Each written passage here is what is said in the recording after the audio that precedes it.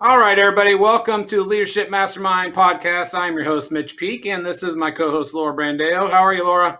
I am wonderful, Mitch. Oh my goodness, I'm so excited for this one because we have the one and only Jamie Cavanaugh. She doesn't really need an introduction, but we want to give her a formal introduction.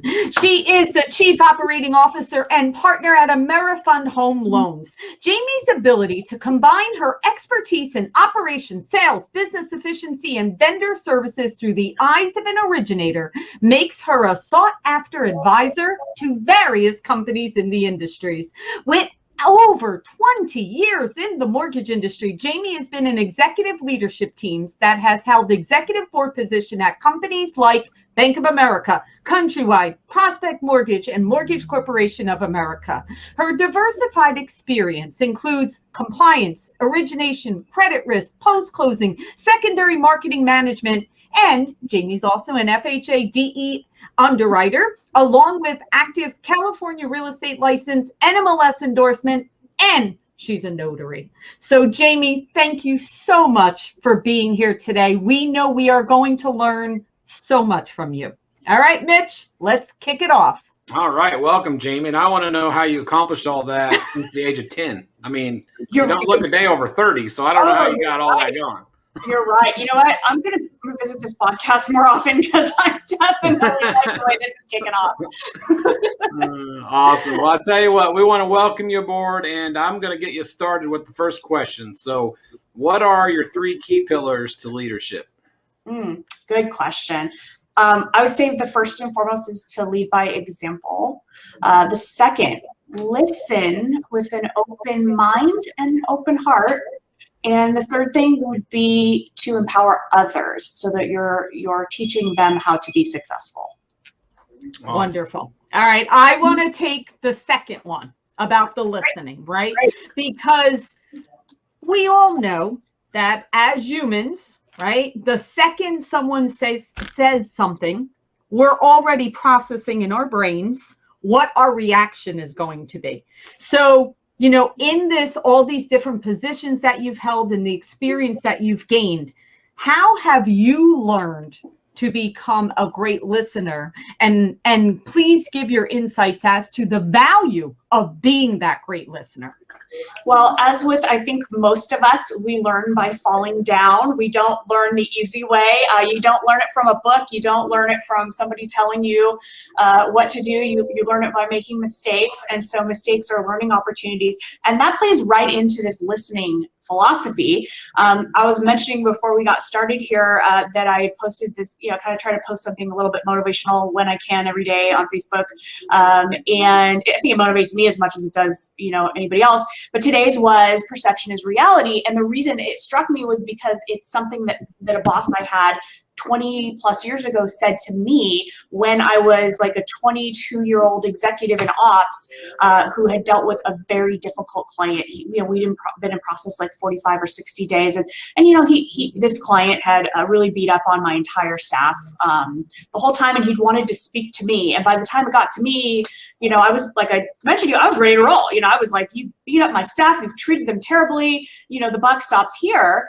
And when those words were spoken to me in a really calm way, perception is reality, it hit me and it switched my thinking, because the reality is, valid or invalid, maybe the delivery from the customer left a lot to be desired. We can't always control the way people treat others, but there's a takeaway in there somewhere, right? Because he didn't get to that level of frustration for no reason. And so what I decided to do was take a proactive approach to that situation. And instead of, waiting for him to call me again, I called him and I wanted to hear the why. What was his journey? And honestly, half the battle was just letting him speak, letting him share what his experience was and take me through the process of the pain points he felt and what got him to the level of upset that he was. And acknowledging that, it meant a lot to him, but it also meant a lot to me because I started taking notes. There were definitely some mistakes made along the way and things that we needed to do to improve our processes, because although our workflow was great, we had tight operational processes in place, the customer's perception, the customer's experience wasn't that. What they saw, what they felt, what was being cascaded to them wasn't that. And so that is where listening is key. And like I think we've talked about many times, as human beings, when we get input, especially when it's negative, immediately we're going to go into defense mode. And I don't think that's ever going to change. It's human nature.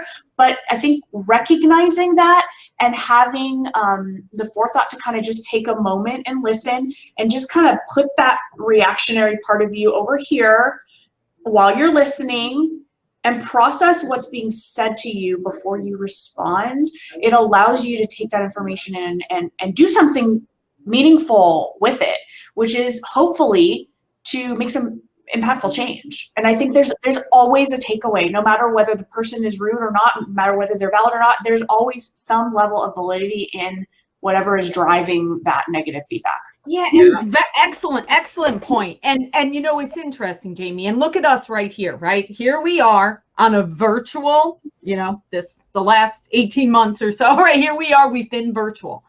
And our brains are trying so hard to focus, right? We're trying to listen, we're trying to look, we're watching for distractions that might be happening around us, right, in our world.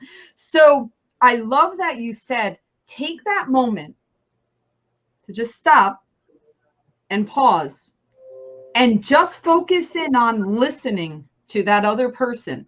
Because I think, again, biological, I think our brains are trying to process everything, right? We're trying to process our emotions. We're trying to, you know, analyze everything. And then we're trying to think, okay, this person's upset. How do I react? How do I use my voice? What do I say? What are the words? Do I ask them a question? So I think your advice right there of just pause.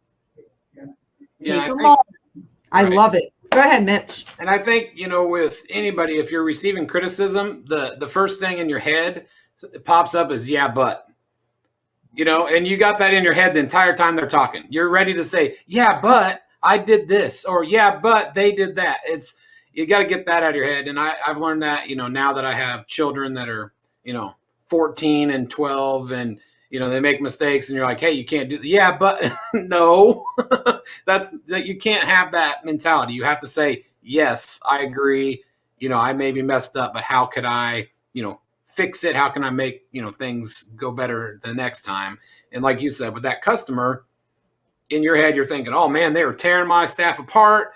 But then you got to think, he wasn't an upset customer because you gave him good service. Somebody made an error and it upset him, and then you had the right approach to fix it and, you know, listen to him and get. So how do you get there though? Because everybody has that yeah, but build up and ready to go. It's so true. And hey, to this day, I have my days. I mean, trust me, my team will tell you, we've had some doozies. You know, we've had a couple of folks, especially during, you know, the earlier part of last year when the pandemic first hit and the mortgage volume was like off the charts and every lender was backed up. So were we. No one could hire ahead of the volume. Everything was delayed.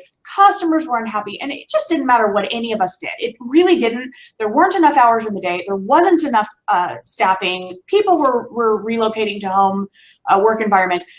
You know, people were upset. I mean, and it wasn't just one customer. It was just a barrage all day, every day. And it was really, I think most of us would agree, the leaders, we were the ones shouldering a lot of it because we couldn't put it on our staff.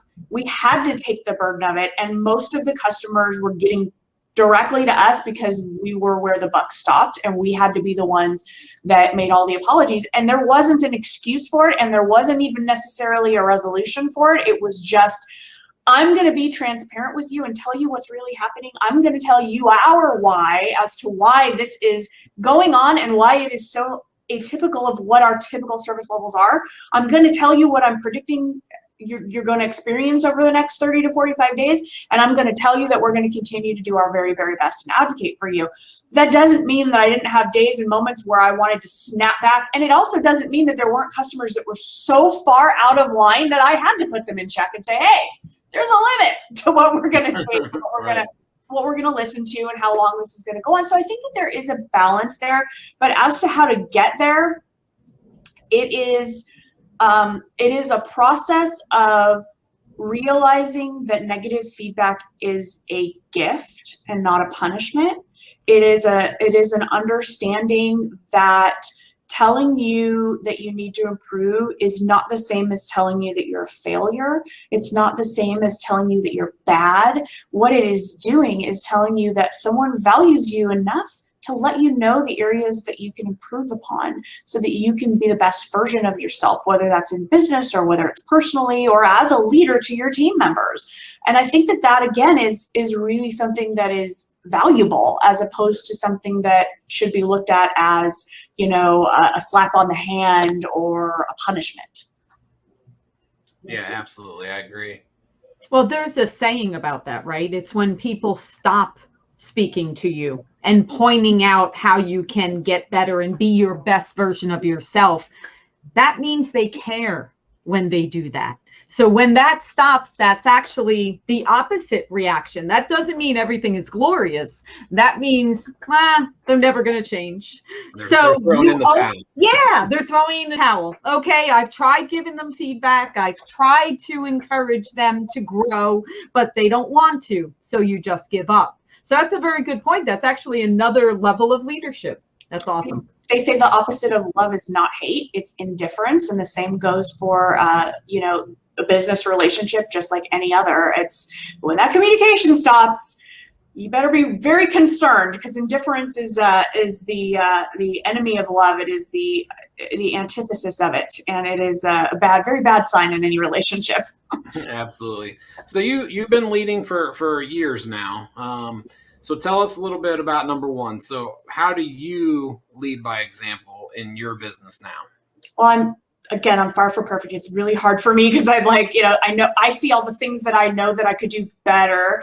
But what I try to do is, I think the thing that somewhere in and around my 30s, and I'm not going to tell you how long ago that was, I sort of just started being comfortable in my own skin in a way that allowed me to be super authentic and transparent.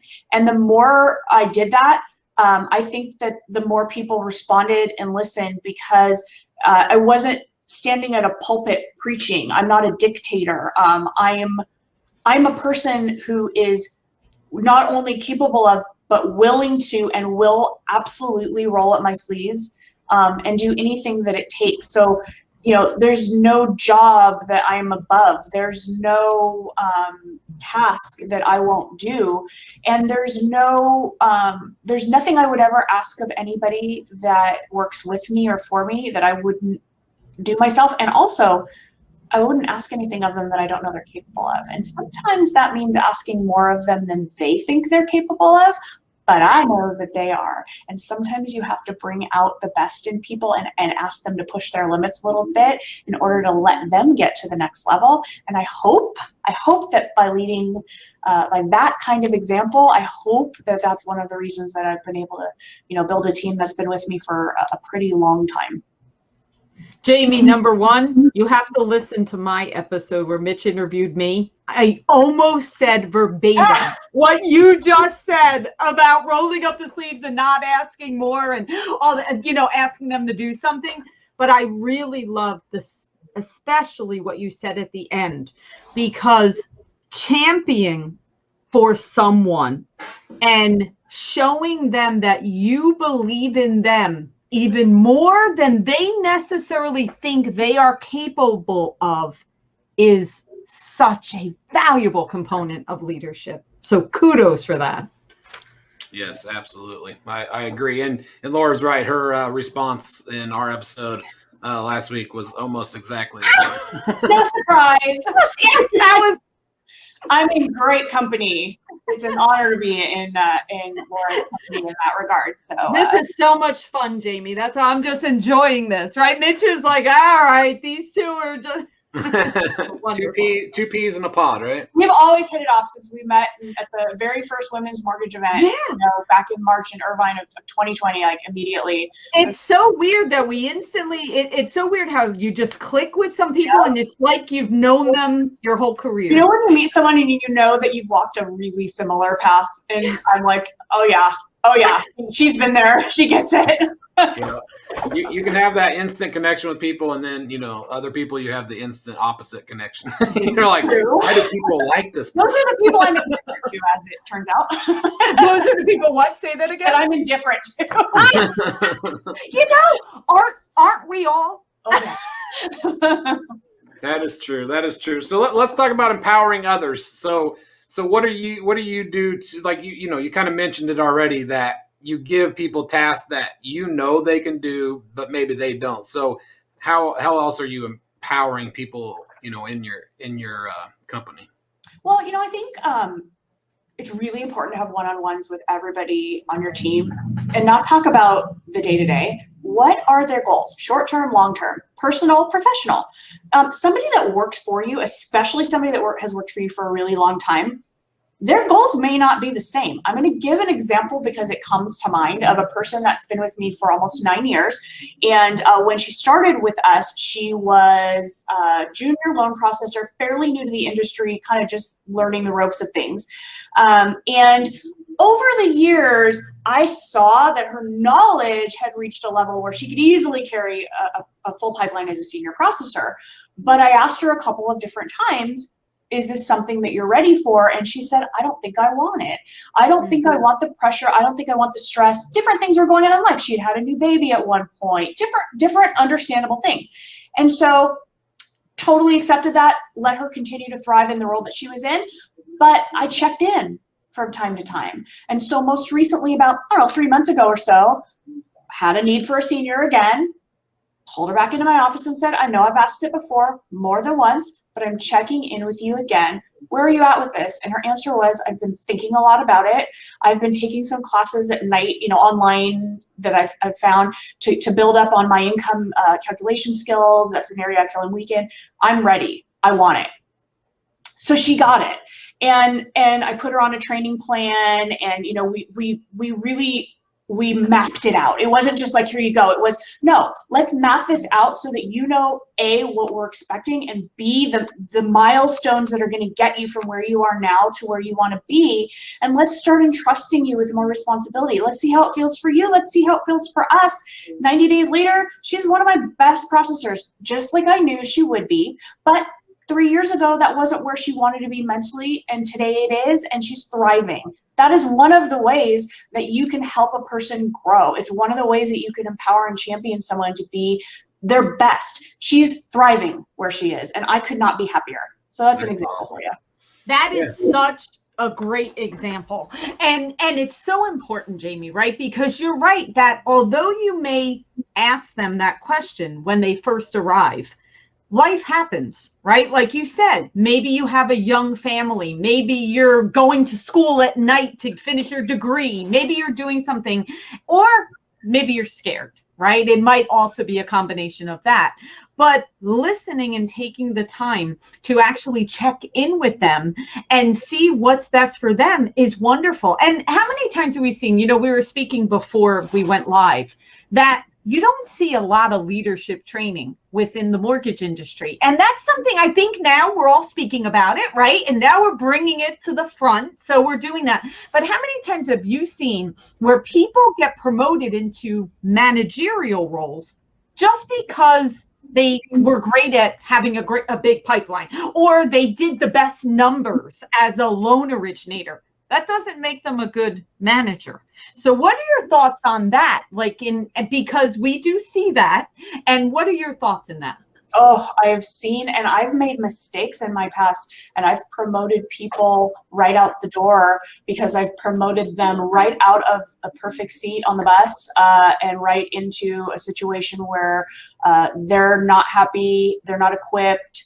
No amount of coaching gets them there, and it ends up going badly. And again, I have myself to blame for that. You know, maturity, experience, the things you wish you had 15 years ago that I maybe have more of today, you know, led to those decisions. But yeah, you're absolutely right. That is probably one of the most common things we see, especially in larger organizations. And you see it even as, let's say, a mortgage broker like myself when I'm interacting with some of our wholesale partners and things like that, or even a vendor. I know immediately when I'm dealing with a frontline manager or somebody in leadership that is maybe not the strongest leader, but they had lots of technical skills and they're in the wrong seat. They're probably amazing at what they were doing before, but that does not necessarily make them a leader because it's a completely different skill set. And it isn't common to find somebody that has kind of both. It's not super, super common to find a person that's got, you know, heavy technical and analytical skills and also has the leadership skills, because leadership skills are typically something that kind of develops over time.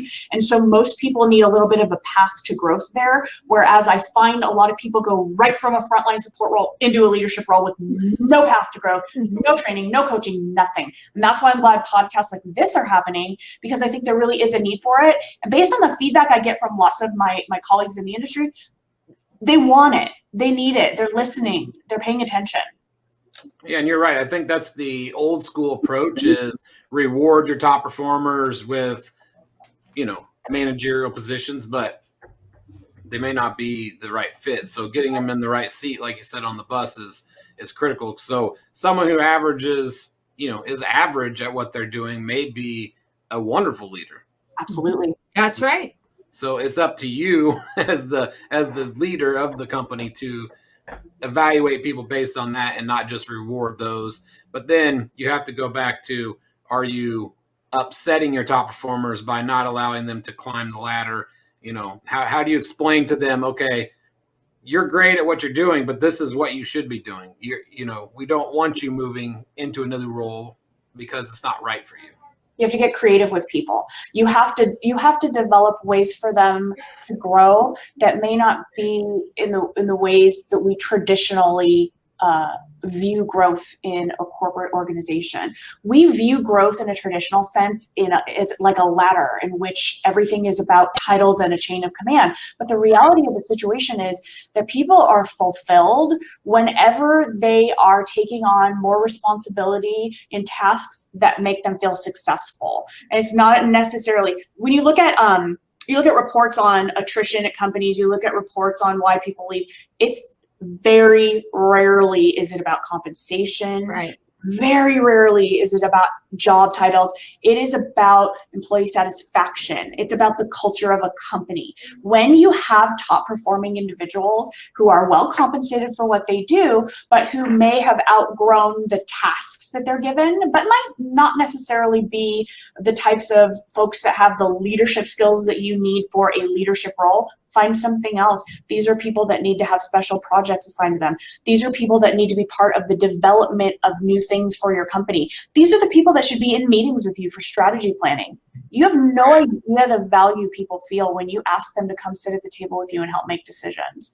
And you don't know the value that brings to your company when you're not the only one making decisions. The input from others is invaluable, critical to any company's success. Yeah, I think there's a lot of people or companies out there that make the error of introducing new systems or new, you know, things like that without getting input from at least the top performers in a company. Yeah, that's a bad change management plan. Yeah, right. You just roll out, be like, hey, we're switching CRMs. This is what we're going to do going forward, and everyone's like, whoa, what? We're like, well, who decided this?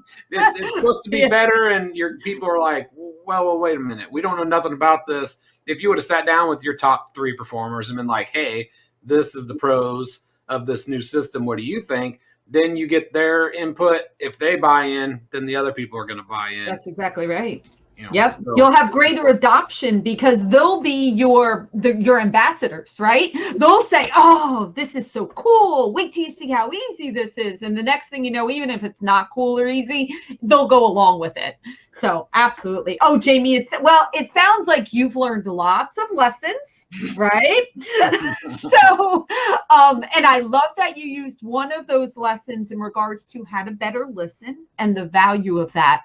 What are some other things that you have learned about putting people in the right seat on the bus? Because I think as a leader, if you can master that skill of knowing what seat is best, I think that makes such a fantastic team and culture, and everyone wins. So I know that's not an easy skill, and I know that's not an instant skill. You get better at that in time. So how would you give some advice out there about getting really great at putting those people in the right spots? I think that this is a two-part answer depending on the size of your organization.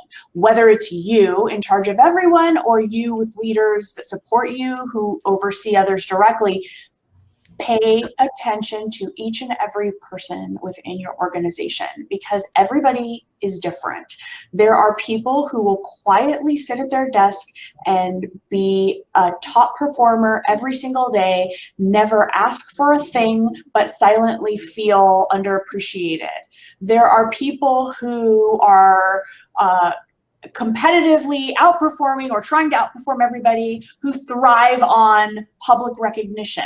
What I would say is, in addition to understanding from a tactical perspective what each person's skill set is for the organization and what seed is best for them, also be very mindful of how people receive feedback, positive feedback especially. Make sure that you are speaking at a level that everyone can hear, because people receive information very differently from person to person. And make sure that you're nurturing every single one of your employees, whether that again is yourself or whomever their direct supervisor is, because you'd be surprised at what is going on in the mind and heart of your staff, because they're either afraid to tell you or they think that they're a bother or you're too busy, and they will go on for weeks and months not being fulfilled. And guess what that translates to? Let's forget about the business side of things and that they're not as productive as they could be. They're also unhappy and they might be looking elsewhere, and you might lose a really great employee just because nobody was paying attention. And so that would be my greatest advice. Yeah, that's very true because, being in sales my whole life, I've seen there are people that love getting an award in front of 300 people and being, cheered on as they come to the stage. But there's other people that don't like that. They would much rather you just bring them into your office and say, man, you're doing a fantastic job, pat on the back, and send you on your way. So, if you promise them the glitz and the glamour and the lights and fame, they might not perform because they're like, I don't want all that. I don't want to be in the spotlight. Respect and honor each person and where their comfort zone and boundaries are in terms of that kind of recognition. Because for some people, it is a crippling fear to pull them up on a stage. Don't do that to those people. Understand them, respect them. They'll appreciate you for it. Yeah, absolutely. It's interesting. We had a guest on the podcast where he spoke a lot about personality tests and different, and understanding the proper way to communicate exactly what you were saying. How do your team members like to receive that feedback, right? And how do they want to be rewarded? Some people are motivated in one way. Another person may want to be motivated in another. And listen, that's, years ago, it wasn't like that. Everyone kind of just, here's the box, this is what everybody fits into. But we've learned so much over time. And we now know that once we can dial in to the individual, we can make them feel happy and fulfilled. And of course, it's a great benefit to our companies and our clients. Absolutely. Yeah, very interesting. Yeah, I think the pandemic has probably helped us even more understand how people work better and feel better about what they're doing and how you're responding to them, just because there's so much out there as far as working from home and having to have time to go walk the dog. And, you have people, you're going to have to manage them a lot differently going forward, because I don't think everybody's going back to the office anytime soon, and probably never. I mean, a large percentage of businesses are probably like, oh, this makes sense. I still go to restaurants in Iowa and, like fast food that's open, but they don't have a dining room open anymore. I don't know what the reasoning is, if they just are like, it's too much work. It's too much work having that open and cleaning up after people, and hey, we'll just send them through the drive-through and it's easier. So there's a lot of changes coming, that we may not notice now, but eventually it's going to all come to light when this is over, and you'll be like, oh, that's going to be different for a long time to come. Yeah, things are definitely there are things that are irreversibly changed in our world. I think work and life, which used to be so distinctly separate, have merged into one, and employees are now trusted to just get the job done in a lot of ways, much more so than in the past, where it's like, you're going to put in your day, you're going to get your job done. You may take different breaks at different times to do things because you're at home and you're managing, at least for a great part of the last 14 months, you're managing schooling your children at home while you're also trying to work, and everybody just adapted. And isn't it amazing that we did? We sure did adapt. And look at our mortgage industry as an amazing example of an industry that thrived through that persevered through that. And even with all of those changes, here we are. So it can obviously be done. And that is one of the things I agree with, that the remote work situation probably will never go away and probably will be more prevalent across all industries than ever before, because business owners that previously didn't buy into that philosophy had no choice and now see the benefits of it over an office environment. We happen to be in office here for the most part. I do have some remote employees, but mostly that's their choice. When we had the option to reopen, it was like a stampede. Everyone was like, I'm coming back. So that's what we did. But we left it to the team to decide individually what they wanted to do. And either way, it works fine for us. So yes, we adapt. Right. And, most people working 9 to 5 before, and they're coming home at 5 and they're throwing their, the laptop aside and be like, I'm done with this day, and, move into personal life. But, now it's like you said, it's intermingled.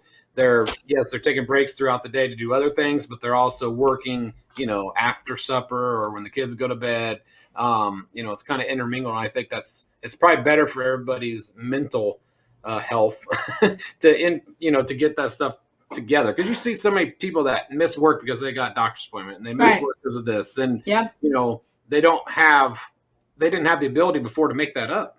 It wasn't like they could just go home and work for a couple hours, but I think people feel obligated to do so. They're like, oh, I didn't get this done today because of this, so I'm going to go home and take care of it. So there's definitely advantages to that. So So Jamie, since this is leadership topic, right? We've spoken a lot about how to lead our teams and how to grow and develop and champion and empower and listen and all that great stuff, right?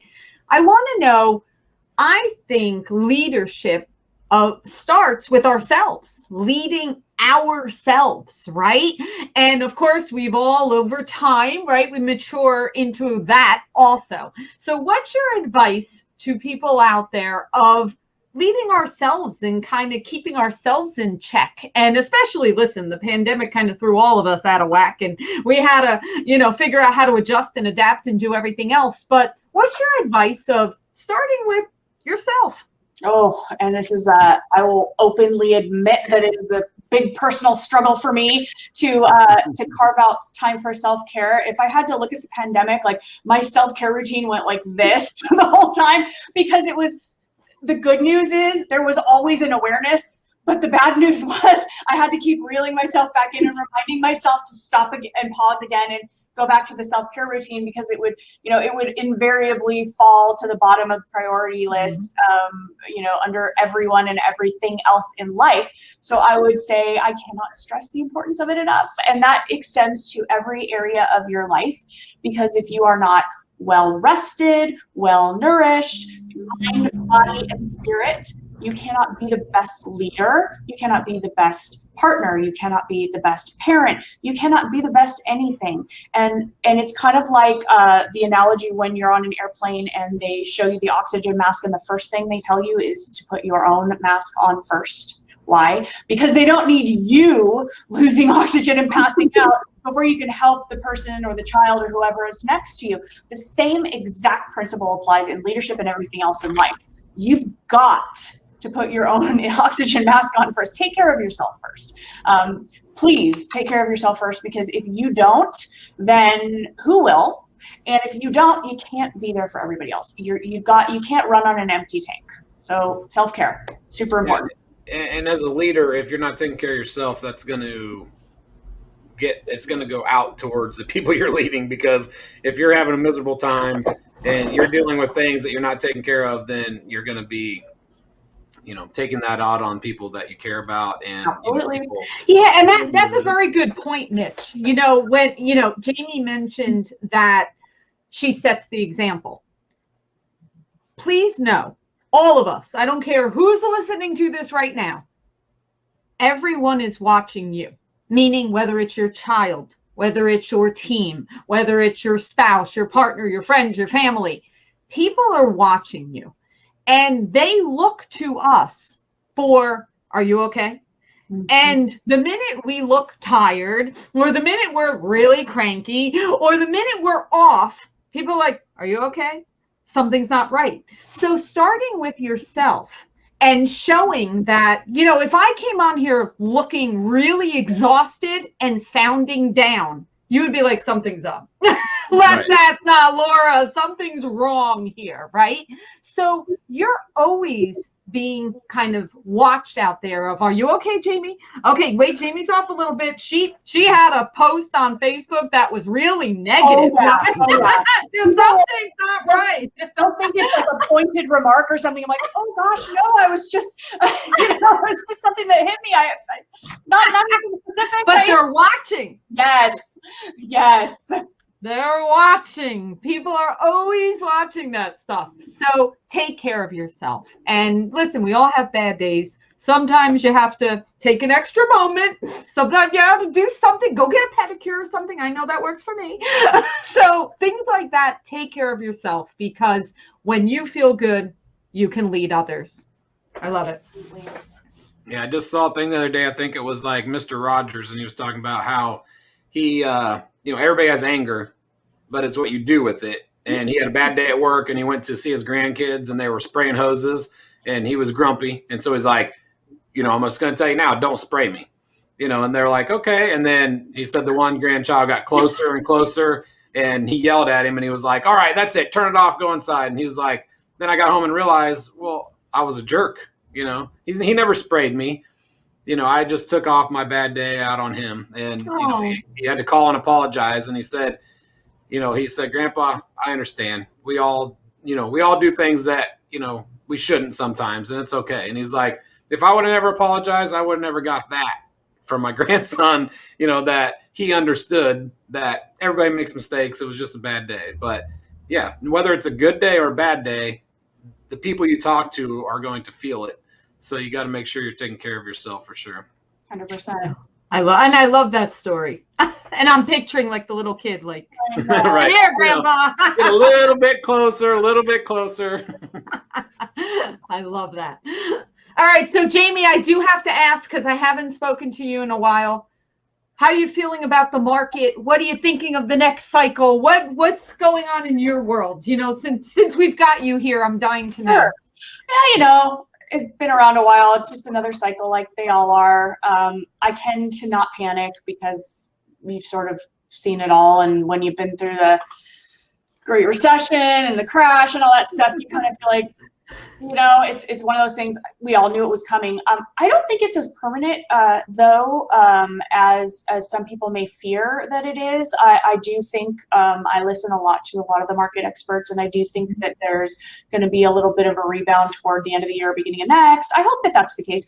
But I also think that the purchase market, we know, is absolutely crazy. Supply and demand still the big driving factor there, and the biggest issue for buyers.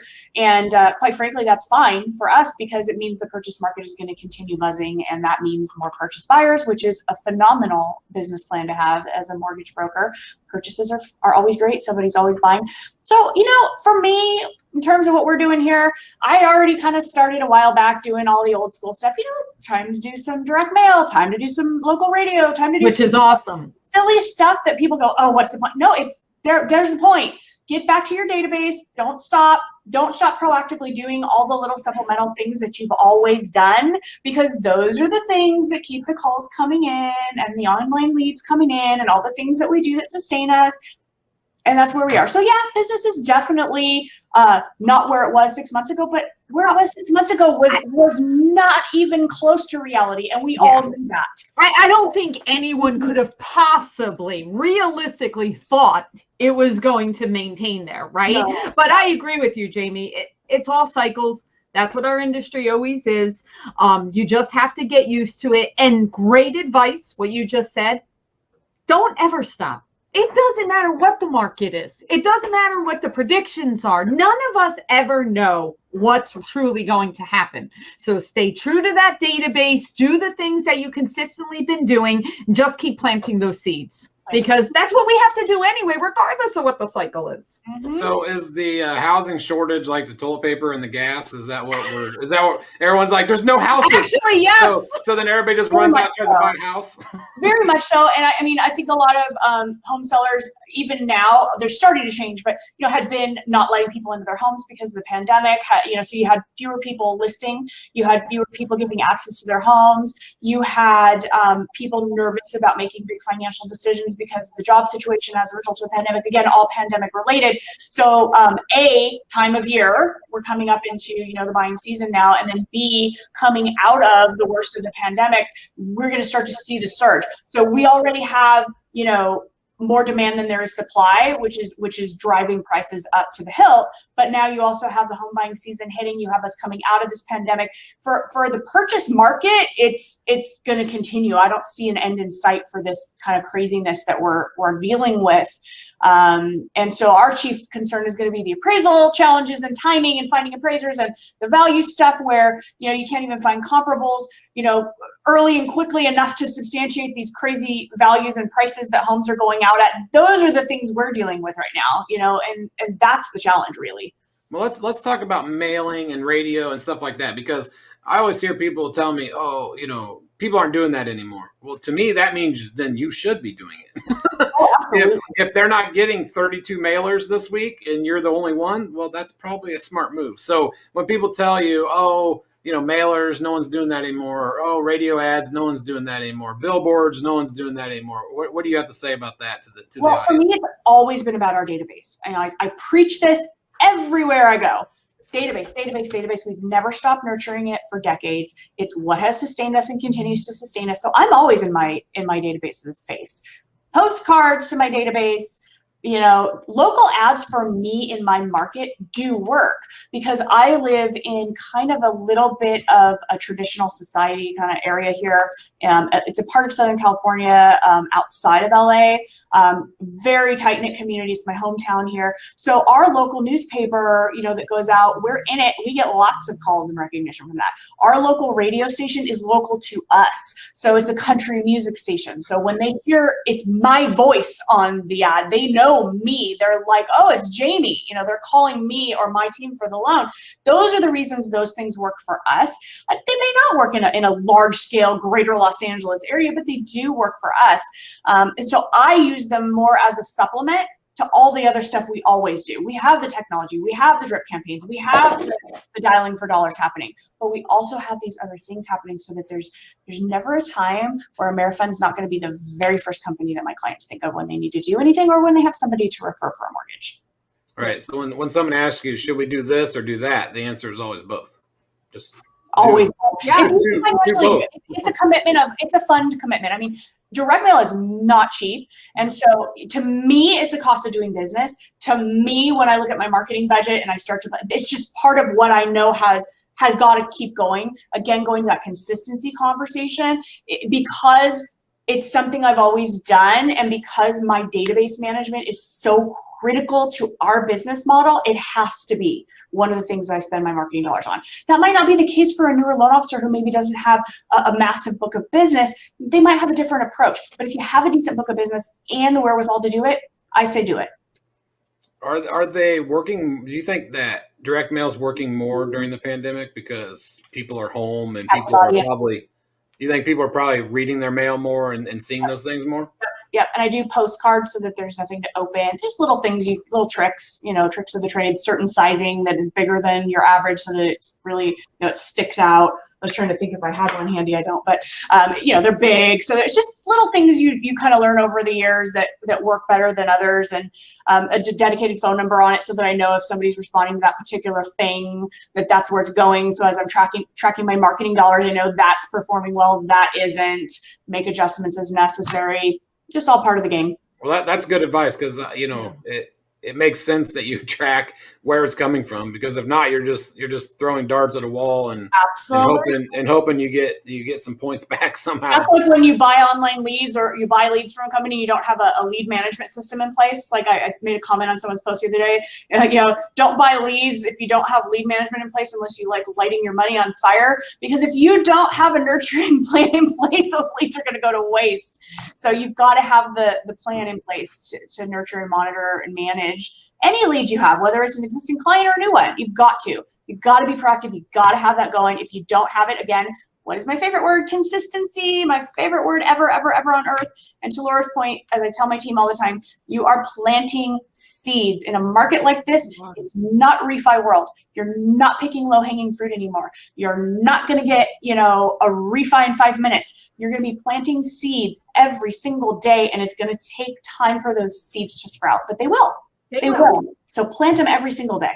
Yeah, absolutely. And keep watering them. Keep watering them. You have to keep watering them. All right, Jamie, you are awesome. You are amazing. This was so insightful. We spoke about how to be a great leader to ourselves, to our teams, to the world. And you also give some very tactical advice on how to adapt, how to change, how to plant those seeds, how to make sure you're ready for whatever the cycle is. So, of course, if anyone isn't connected to Jamie on social, follow her. She gives great insights and some great motivational, inspirational, educational, all different kinds of things.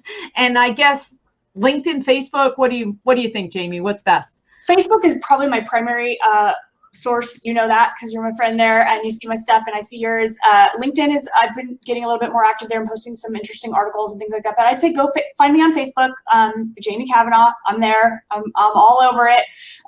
You can always email me, jamie@amerifund.com. Find me. I'm easy to find and happy to help anybody in our industry that's ever looking for any guidance or advice. If you're starting out, if you're established and you got some value out of this and I can be of service to you in any way, I'm happy to help. And Jamie's not just saying that. That actually is Jamie. Yes. Absolutely. You are wonderful. You are too, my friend. Thank you.